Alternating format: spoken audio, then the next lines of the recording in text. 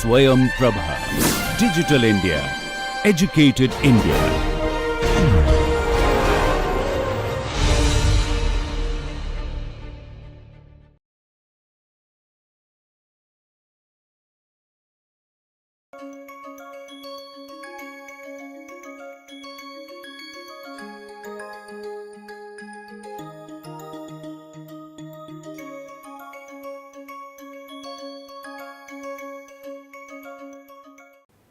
Let us look at the previous three states and actually what happens which eventually obstruct our experience of oneness, our experience of being established in the true self. So, this is also explained in the Yoga Sutra.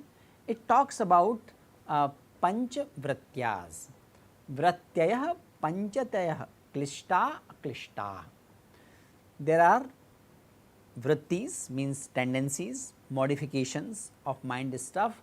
Vrittis are also coming from the word vrat, which is means circular. So, vrittis, these are the modifications, but if you look at these modifications are recurring in nature, and you might have seen and noticed in your life and the people around, people tend to get into a similar kind of situation again and again. People tend to get into the similar emotional state again and again, that can be a positive state as well as negative state. So, it is safe to say that most of us either are in the vicious cycle or virtuous cycle, but most of us live our experience as cycle, as a recurring phenomena. So, vrittis are the recurring phenomena, these are the mind modifications, and these modifications can be of two types, klishta and aklishta. Klisht, which is painful, and klisht also means distorted, klisht also means difficult. Aklisht is not painful, not distorted. What are those 5 states? What are those vrittis? These vrittis are praman, viparya, vikalp, nidra, smritayah. Praman means right knowledge, knowing something in a justified manner, in a rational manner. Praman can be of experience, direct experience. Praman is also like anuman, when you infer something. Praman can also come from the reference, from the apta vachan, the statement of the knowledgeable, enlightened people. Second vritti is viparya. Viparya is indiscrimination. Viparya means looking at the things which viparya as a modification, meaning that which is unreal.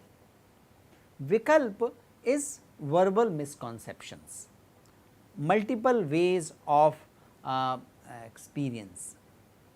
Nidra is sleep and smriti is memory. So, praman, viparya, vikalp, nidra and smriti, these can be unhindered, which are not causing suffering.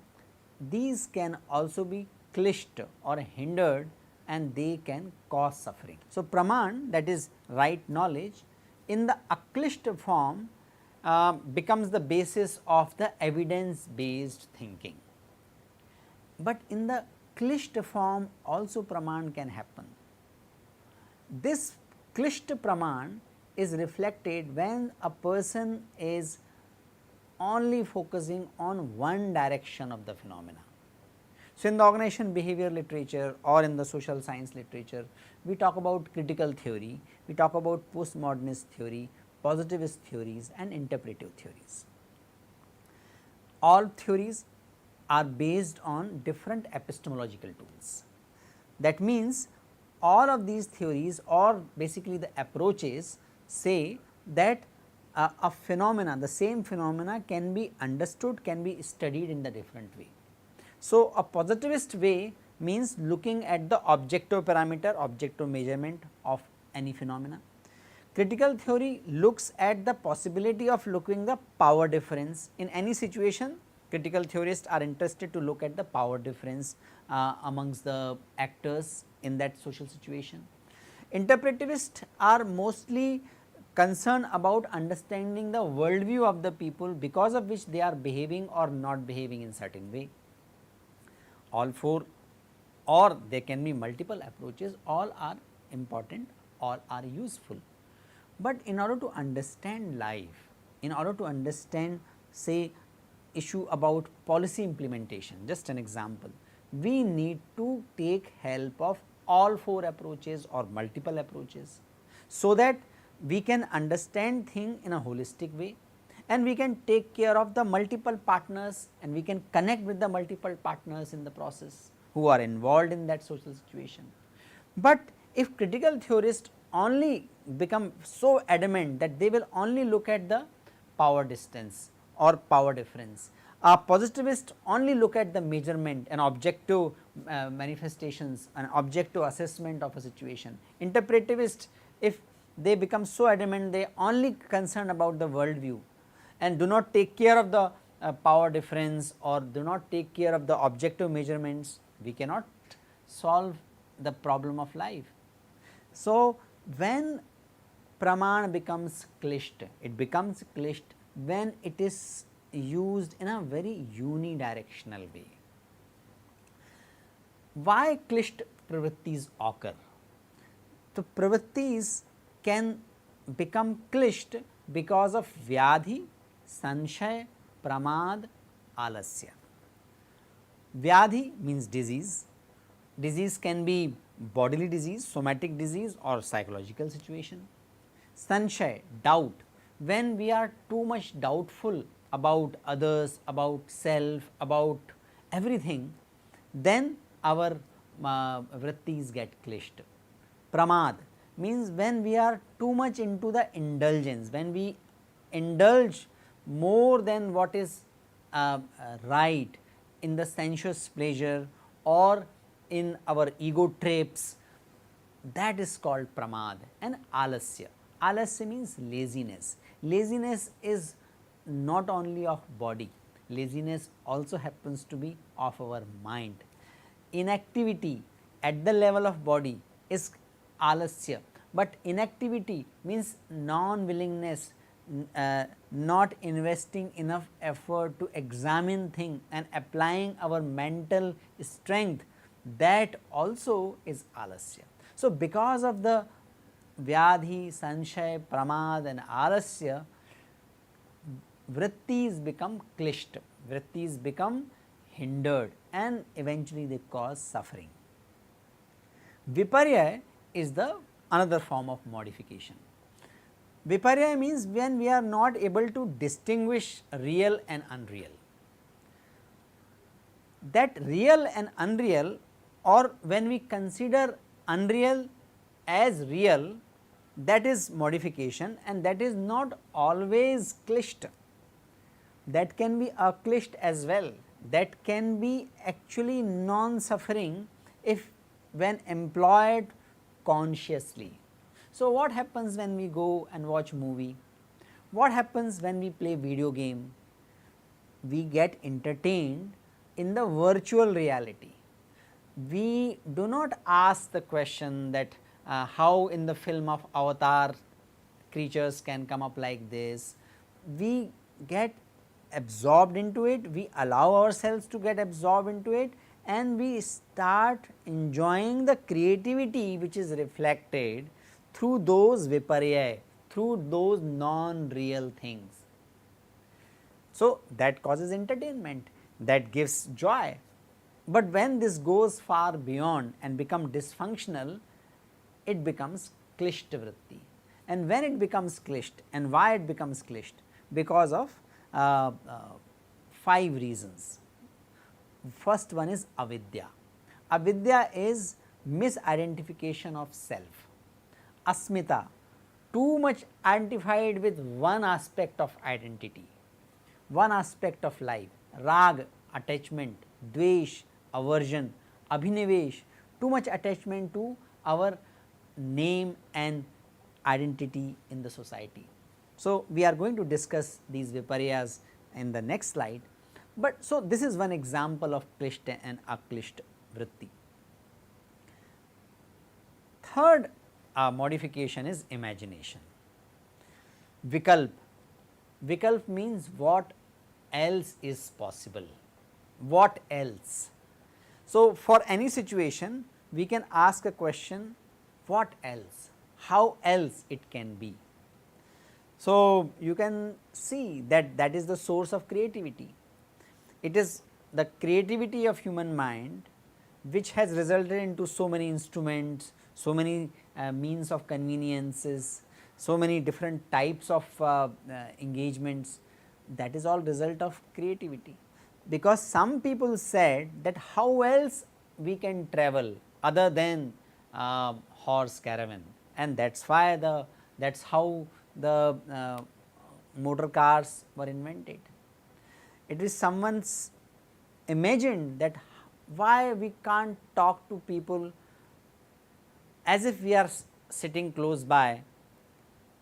Why can't we talk to people who are several miles away from us? That is also a vikalp.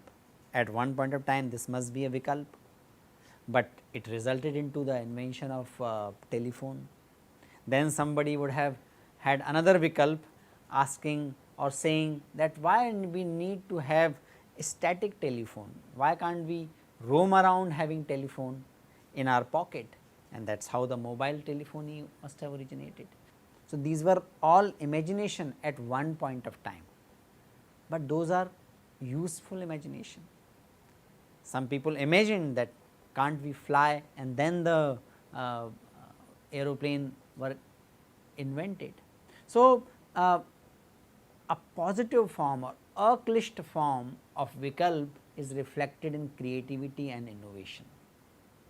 Every organization is supposed to have a vision, every technology leadership has to have a vision about what all is possible. So, these are very important vrittis, but when our vikalpa, our imagination go undisciplined, we touch the boundaries of insanity. Lot of mental illnesses are actually result of unhindered imagination, unrestricted imagination. People imagine themselves altogether different person, totally different from what they actually are in the real life, and that is the situation of psychopathy. That is the result of undisciplined imagination, meaning vikalpa as a modification or vritti is not controlled when it becomes klishta. Nidra is another mind modification. In the positive form or in the unhindered form or in the aklisht form, aklisht is the most appropriate word, because positive negative has lot of subjectivity. Something can become positive in one situation, but can be negative in some other situation. We discussed about the dichotomy of the positive emotions in the previous session. So, klisht and aklisht seems to me more appropriate interpretation, more appropriate words. So, in the aklisht form, nidra is important because it gives rest. Without proper sleep, without nidra, our body will not recover, our body will not regenerate cells which eventually replace the dead cells, and that is a constant cycle. But when nidra becomes too much, when it becomes klisht, it takes the form of procrastination, it takes form of alasya, laziness. And why it happens? It can happen because of the 4 reasons as mentioned in the third column at the top: vyadhi, sanshaya, pramad, alasya. Smritya, memory. Memory is a powerful tool. Memory and speed, these are the only 2 things a computer has. Memory is very important human capability. It is because of memory we retain our language, it is because of our memory we follow the solution which of the problem to which we handled earlier. It is because of the memory we maintain our relationships. So, memory is important. So, appropriate retrieval of information is important. It is the result of memory. Appropriate retrieval of the experience, right understanding, right analysis of the information, these are all important. These are aklisht vrittis. But the same memory can start becoming klishta and become cause of suffering when it get attached, it is hooked to some negative or some positive aspect of our life. You might notice that many a time we get cling to one negative memory. Some insult, some hurt, some loss, some failure happened at some point in our life, and that memory gets so stuck in our mind, it keeps propping up, it keeps coming up in our interactions. Whenever we get into similar situation, that negative memory comes up and we become less functional. Sometimes we become agitated as well. Sometimes we start feeling low unnecessarily because some memory is being provoked in some situation, and that keep getting provoked again and again. So, that is the klishta form of memory. So, this is the way smriti can be klisht as well as aklisht. And because of these vrittis, because of these mind fluctuations, quality of mind is decided. That is called chitta bhumi.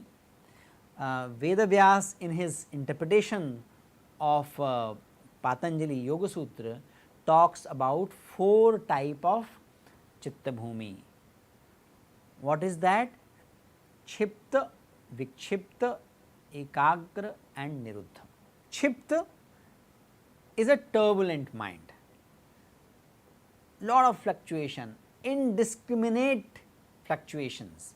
Mind is hopping from one point to other and just not get stable, that is kshipta.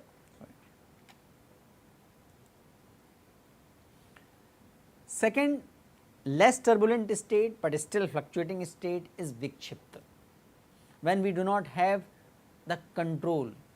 We use in English this term, person is not in control of situation. That is the state of vikshipta. Vikshipta is less turbulent than kshipta, but it is also a state where mind is not focused on one thing, mind is not able to remain focused on one thing. Next stage is ekagra. Ekagra means mind is directed where it is supposed to get directed. So, you please recall our analogy of the chariot. In the analogy of the chariot, analogy for the self with the chariot, in the Kathopanishad, we discussed that self is the Atman which is observing, which is the owner, the driver of the chariot is the buddhi, and reen is the man. So, when buddhi is not able to move where self is directing it, that is the vikshipta state. In the ekagra, self directs the Atman, because of its sanskars, directs the buddhi and buddhi is able to move in that direction, that is ekagra. And niruddha is complete mastery over mind. So, because of these modifications, our mind tend to be vikshipta and kshipta. Yogic practices help us to move us towards ekagra and niruddha mind. Ekagra mind and niruddha mind is the source of well-being. Ekagra mind and niruddha mind is also source of all knowledge, all accomplishments. For sports, for business, for music, for anything in life, we need to remain focused, we need to have ekagrata, single pointedness. I am not saying that we should not attempt or indulge into different tasks or different objectives, but at a moment we need to remain focused on one task. modern psychology very clearly demonstrates that multitasking does not make people efficient or effective. Instead of multitasking, instead of doing 2 or 3 or more things at the same time, we need to inculcate the habit of completing one thing and then move to the next thing and then move to the next thing.